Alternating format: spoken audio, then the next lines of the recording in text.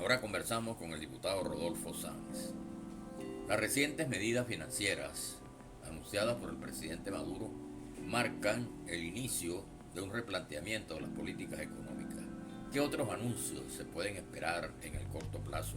Las recientes medidas económico-financieras del gobierno forman parte de un plan de recuperación que viene instrumentándose con altos y bajos desde el año 2018. En ese momento se produjo una apertura económica y financiera importante que pasó por la despenalización del dólar y su libre circulación, una disminución de los aranceles de importación y exportación para expandir la capacidad productiva del país. En este momento, la disminución del encaje legal busca una mayor expansión de la economía y del mercado interno. Se trata de consolidar el crecimiento que tuvimos el año pasado, cercano a un 4%, por primera vez en muchos años, sin la intervención fuerte del Estado a través de la renta petrolera. Fundamentalmente se busca expandir la oferta, facilitar a las industrias el crédito en divisa que les permita importar los insumos que requieren para la producción nacional y la ampliación del mercado interno. Y la medida de impuestos a las transacciones financieras en divisa es el reconocimiento de una realidad que ya desde hace algunos años existe en Venezuela. El dólar circula libremente y ahora el gobierno se plantea sencillamente cobrar impuestos a esas transacciones que se desarrollan a diario en el país en divisa. Nadie puede sorprenderse de eso. Es de alguna manera un reconocimiento de la realidad, que siempre es más fuerte y más poderosa que la teoría, y una forma de que el gobierno cobre los impuestos en divisas a quienes usan la divisa estadounidense para sus operaciones comerciales, financieras y productivas. Se trata entonces de políticas que buscan la consolidación, la expansión del crecimiento económico para la generación y producción de riqueza. Tenemos todavía, sin embargo, un problema.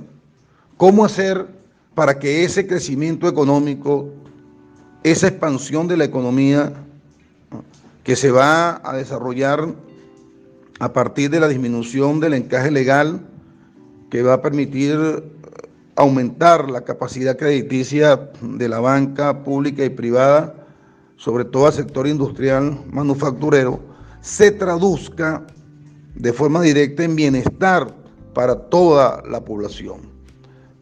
El problema no es solo que la economía crezca, el problema es cómo el crecimiento económico produce un impacto positivo en la disminución de la pobreza, en el aumento de la capacidad de consumo de la mayoría de la población. En esa dirección apuntan las últimas medidas financieras adoptadas por el gobierno nacional. Este año, los organismos internacionales indican que la economía venezolana pudiera crecer a una tasa superior al 6% del Producto Interno Bruto. De manera que hay expectativas favorables sobre la continuidad del crecimiento económico y su consolidación. A esto debemos apostar todas y todos los venezolanos, independientemente de la afiliación política e ideológica en la cual estemos. Como diputado y a partir de sus opiniones sobre el tema, se conoce que forma parte de un equipo que junto al presidente Maduro estudia la necesidad de un viraje económico. ¿Cuáles serían los pasos iniciales en este sentido? En relación con la segunda pregunta, debo decir que yo formo parte del Consejo Político Nacional de la Revolución, que es un órgano creado por el presidente Maduro para asesoramiento en materia económica, política y geopolítica. En segundo lugar, debo decir que no se trata de un viraje económico. Se trata más bien de la continuidad de una política que se ha venido instrumentando desde el año 2018, que fundamentalmente ha producido una apertura económica del país, ajustándonos a las difíciles condiciones que se han generado a partir del bloqueo estadounidense y de la guerra económica que se desató contra la República, sobre todo en relación a la manipulación del tipo de cambio, vale decir, de la relación entre nuestra moneda nacional, el bolívar, y fundamentalmente la moneda fuerte estadounidense, el dólar. La economía funciona de una manera que, como diría Marx, a veces es independientemente de la voluntad de los seres humanos. Adam Smith llamó la mano invisible del mercado, lo que Friedrich Hayek, uno de los principales teóricos del neoliberalismo, denominó las fuerzas impersonales del mercado, que no son más que el conjunto de necesidades y expectativas que convergen en el mercado, a partir de las cuales la actividad económica se transforma en un hecho que a veces escapa de la voluntad individual de los seres humanos. Nosotros hemos producido una apertura que se va a ampliar seguramente con la aprobación de la ley de zonas económicas especiales, un instrumento para la atracción de inversión extranjera productiva que genere encadenamiento de la industria primaria con las industrias del sector secundario y el sector terciario. Estas zonas económicas especiales fueron un formidable instrumento de desarrollo de China, de captación de inversión extranjera, captación de know-how, captación de tecnología, generadora de un proceso de desarrollo industrial para la exportación que llevó a China a ser hoy la segunda potencia económica, manufacturera y comercial de todo el mundo. Pienso que en el sector petrolero ya de alguna manera se está produciendo también una mayor apertura. Yo creo que en algunos casos, en las nuevas asociaciones que puedan establecerse con las empresas vinculadas al sector petrolero, privadas nacionales, privadas internacionales, nosotros perfectamente pudiéramos ir a un esquema donde no necesariamente el Estado tenga la mayoría accionaria. Esto simplemente es una política de negocio petrolero. Hay quienes la critican y señalan que el Estado siempre debe tener mayoría accionaria en cualquier tipo de relación económica que se establezca con cualquier empresa. Yo no comparto ese criterio. Hay inversiones que tenemos que hacer nosotros, por ejemplo, en los mejoradores para el procesamiento de crudo pesado y extrapesado de la faja, específicamente el que está construido al lado de la refinería de Guaraguao, que requiere cerca de $3.000 millones de capital. Perfectamente allí nosotros podemos suscribir un contrato donde los inversionistas que traigan ese capital por un lapso de tiempo determinado y con una cláusula de pacto de retracto puedan tener inicialmente la mayoría accionaria porque están poniendo el capital, y al cabo de un tiempo esa mayoría accionaria pudiera revertir a favor del Estado una vez que se cumpla la tasa de retorno y que esas empresas hayan obtenido por un lapso de tiempo determinado una importante utilidad económica. Esto es perfectamente posible, porque además el control del suministro de la materia prima, del petróleo, siempre lo va a tener el Estado venezolano. De manera que una asociación para la producción de ese petróleo bajo control del Estado y para la exportación es posible sin que el Estado tenga siempre la mayoría accionaria, sobre todo en un momento en que hoy nosotros no estamos en condiciones de colocar grandes volúmenes de inversión que se requieren para la plena activación de la industria petrolera. Lo mismo ocurre con el sector minero. Tenemos un gran potencial minero, pero las inversiones en ese sector son de un monto importante. Una planta, por ejemplo, para el procesamiento de las arenas auríferas de las minas Las Cristinas está por el orden de los 3.000, 4.000 millones de dólares para un aprovechamiento industrial eficiente, ¿no?, de esa mina.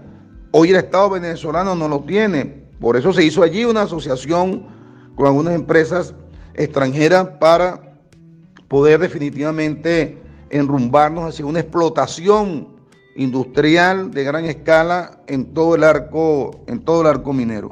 Lo mismo ha ocurrido con la apertura en el sector comercial, al lado de la necesidad de consolidar la producción nacional. Podemos perfectamente nosotros, como ha venido ocurriendo en la práctica, permitir la instalación de cadenas de supermercados, de negocios que puedan traer mercancía importada para ser vendidas en el mercado interno. Ojo, aquí tenemos sí nosotros que crear una política que nos permita proteger la industria nacional, hacer que la industria nacional pueda ser competitiva con los productos que vienen del mercado mundial. Y esto está relacionado con lo que planteé anteriormente. ¿Cómo nosotros hacemos que la expansión del crédito bancario vaya fundamentalmente hacia los sectores manufactureros, hacia los sectores de la industria transformadora, de manera que puedan ser competitivas con los productos, con las mercancías que ingresen desde el mercado mundial? De manera que se trata de la continuidad de una política que se ha venido desplegando en medio de un conjunto de restricciones impuestas por las medidas unilaterales coercitivas del gobierno estadounidense. La economía venezolana ha respondido de manera positiva al esfuerzo productivo, creador de múltiples sectores de la sociedad venezolana, y creo que con una mayor apertura en los sectores que he señalado, petróleo, minería, comercio, podemos de verdad ir hacia una consolidación de una economía que no siga dependiendo de forma absoluta de la renta petrolera, sino que vaya hacia la generación de riqueza distinta a la bondad que nos ha permitido a nosotros ser un país con grandes reservas petroleras. Este es el camino que tenemos que transitar en los próximos años para llegar de verdad a ser una potencia económica de mediano desarrollo. Su libro China, la nueva civilización, pone en claro la naturaleza de un modelo exitoso que pareciera viable en el actual contexto geopolítico. ¿Hasta dónde Venezuela podría asumir aspectos del llamado capitalismo socialista chino? Acerca del exitoso modelo económico chino en el contexto geopolítico mundial y geoeconómico, y si Venezuela puede llegar a adoptar el esquema que hizo posible el milagro chino, que en 40 años convirtió a un país con mucha pobreza en una de las principales potencias económicas del mundo.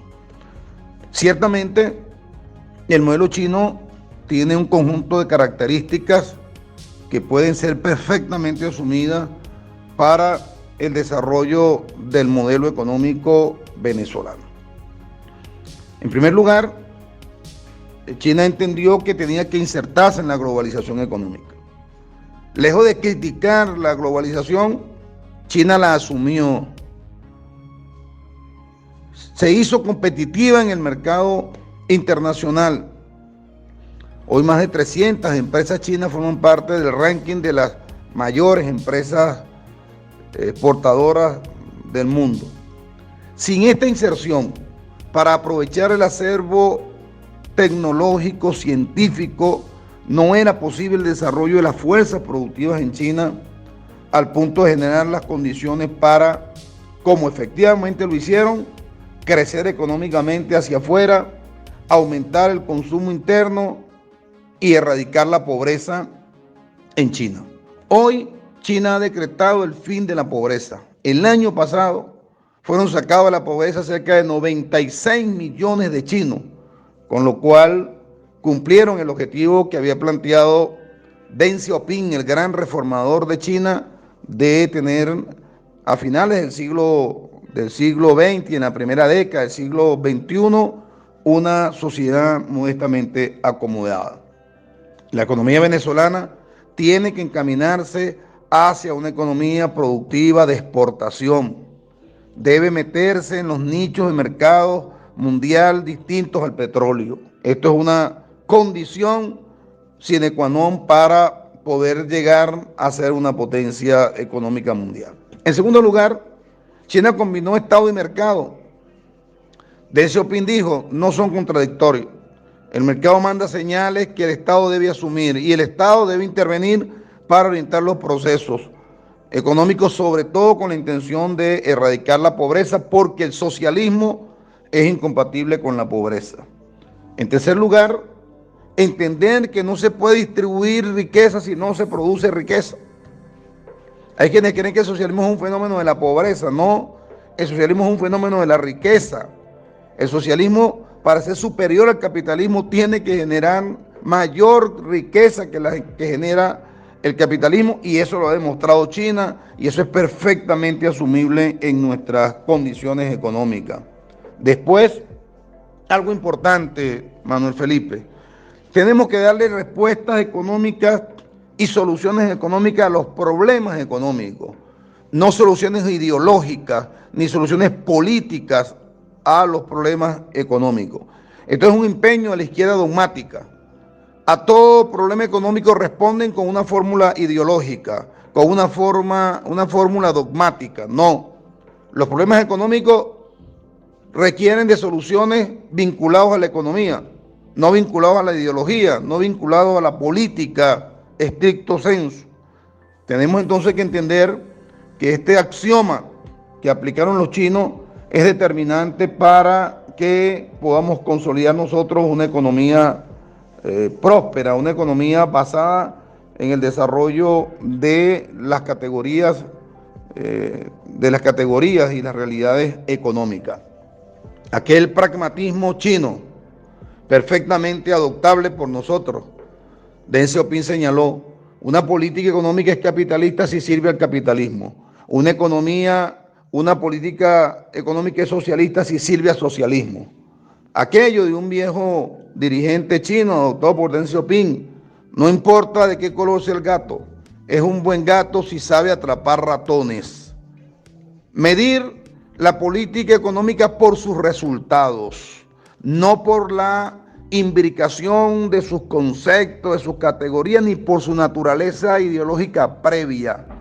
Al final, la gente lo que quiere es que pueda disponer de una mayor capacidad de consumo que sueldos y salarios, que les permite realizar sus necesidades, una mayor capacidad de ahorro para poder asegurar la conexión entre sus expectativas presentes y sus expectativas futuras, como dijo Keynes, y una mayor capacidad de endeudamiento para que cuando no le alcance el sueldo, no haya podido ahorrar, pueda recurrir al crédito para poder resolver sus problemas económicos.